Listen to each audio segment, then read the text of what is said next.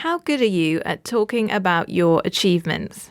I find it really painful to say, oh, yeah, I'm really good at this, or I did a really good job at that.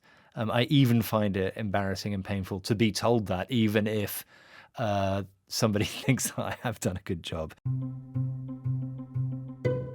I definitely think it's important to be able to sell yourself at work, not only for your managers and your bosses and even your colleagues to have confidence in you and your work and what you're able to produce, but also to give yourself that confidence. In today's episode of Office English, we're talking about how to sell yourself at work. Hello and welcome to Office English from BBC Learning English. I'm Pippa. And I'm Phil.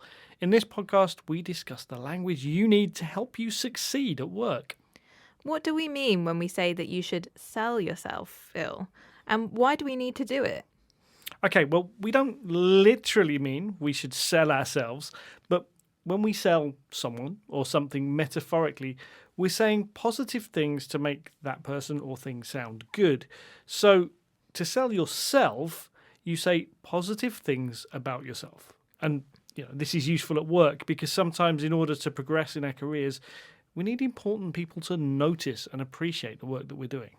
Right, so you might need to sell yourself in a job interview, for example, or if you're meeting with your boss to talk about your career, or even if you're talking to a potential customer or client at work, because you might want to impress them and you might want to sell yourself and sell the company, as it were. Now, some people hate saying good things about themselves, so we'll start with how to talk about your strengths, and then we'll discuss the kinds of questions you might be asked in an interview or by your manager that give you an opportunity to sell yourself. Okay, let's begin with how to talk about your strengths. What phrases can we use, Phil? How about this one? I think I particularly excel at... And then you identify something that you think you're good at. Yes, I like that. I particularly excel is nice because it's, talking about something that you're particularly good at. It implies that you're good at everything, really. Another one here, I'm really proud of my record on... And then you'd say something that you think you're very good at.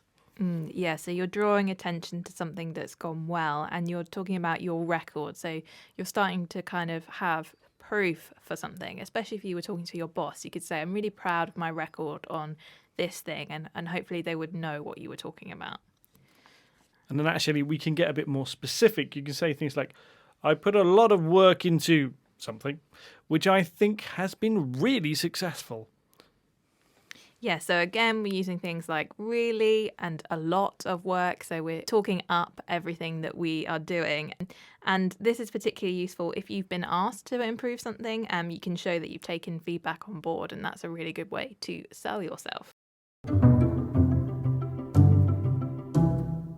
Okay, so we have some ways to start talking about the positives, but in a job interview, an employer might be looking for more evidence of the things that you're good at. What's the best approach here, Pippa? Yes, so it's good to give evidence. It's good to talk about statistics and numbers. So you might say something like, through my actions, we saw a 10% increase in productivity. So you've given a number to how much you've changed something. What do you think about that, Phil? Yeah, I think numbers and things like this are really good. Details are really important because, anyone can go in and say, I'm brilliant, give me a job. But here you're giving specific reasons. You're saying this happened, it happened by this much, and that was a result of my actions. You're giving evidence as to why you would be good at a job.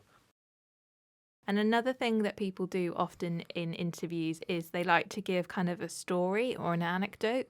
And so you could say, when I started in my current role, this happened, but through my hard work, now this is the case. So you're kind of showing how you have changed something over time through more of a story. Yes, and it gives the hiring manager an idea of what kind of difference you could make to their organisation. And these phrases and examples would work the same in a conversation with your manager, like an appraisal, which is where you talk about the work that you've done and talk about your goals for the future. So, we've got lots of ways to talk about our strengths, but when's the best time to do it? When we're in a job interview or an appraisal, sometimes it's not clear what the best answers are, Phil. Yeah, lots of interview questions in English are quite vague. So, for example, tell us about yourself. I mean, that could be lots of things, but when you're in a job interview, what it means is tell me the things about yourself that make you good for this job. Yeah, so if you ask me to tell us about yourself or tell me about yourself, I might say, oh, well, I really like cats and that, I live here and I do this. That's not going to explain why I would be good for your company, why I would work well in the role. So you need to try and think ahead of time about some things about yourself that are interesting and relevant to a job. Yes, and so other questions that you might be asked could be things like, how did you feel about a particular situation? Or maybe they've asked you about a mistake and they're asking you, how did you feel about that? Or how did you react to it? And it's not really asking about your feelings. It's asking what you've learned from that situation, how you developed. Yeah, so what people want to know when they're asking these kinds of questions is how you might react in the future. So if you came across the same problem in the job today, how might you be different? What have you learned? And often people ask about mistakes, and that can be quite stressful because you don't really want to say, oh, I did this thing wrong. But yes, it's an opportunity to talk about how you've learned something. Another classic question is, why did you apply to this job? I mean, obviously, you could say, I need a job, I need to get paid.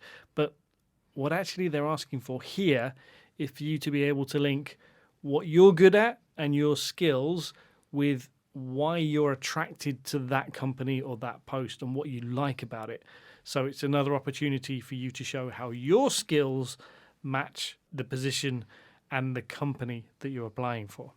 Yeah, so this is quite a good opportunity to flatter the company. So to say lots of good things about the company, but also to link in the good things that you've said about yourself and why you think that they make you a really good fit for that company.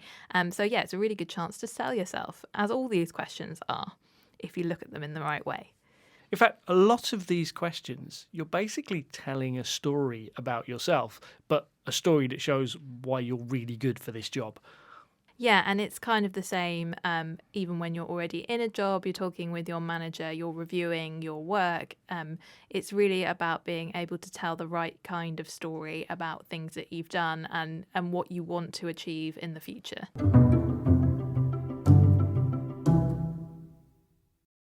Recognizing when you have a chance to sell yourself at an interview is a really important skill. And remember, even native speakers of English find it difficult to talk about their own strengths. Let's hear again from our BBC Learning English colleagues. I find it really painful to say, oh, yeah, I'm really good at this, or I did a really good job at that.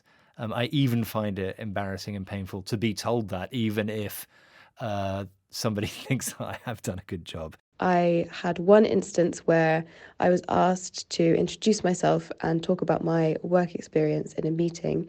And so I did that. And my boss said that actually I was being very modest about my achievements in a particular area. And I, as a response, made it seem very negative. I said, oh, no, it's this, oh, this is really bad, when there was no need for that. Okay, so Georgie talked about being modest. What does she mean by being modest, Phil? Being modest is about not wanting to boast about your achievements. If you've got a friend who's always saying how brilliant they are, it might get boring after a little while. So with other people, it sometimes can be nicer to be modest, but that's not really great for a job interview. Yeah, so it's a balance between being modest and being able to boast or talk about your achievements to sell yourself. It could be different in different companies and different cultures, as we always say. But in a job interview, Probably you don't want to be too modest. You want to be able to sell yourself. Well, that's the end of this episode of Office English. And the end of the series. We'll be back soon with more programs to help you with your business English. But for now, we'd love to hear from you. Have you enjoyed this series? Are there any situations at work where you would like help with your English? Perhaps you would like more tips on applying for and getting a job in English, or maybe you'd like to hear from some successful entrepreneurs. Email us your suggestions and questions to learning.english@bbc.co.uk, and we will do our best to cover your problem in a future episode.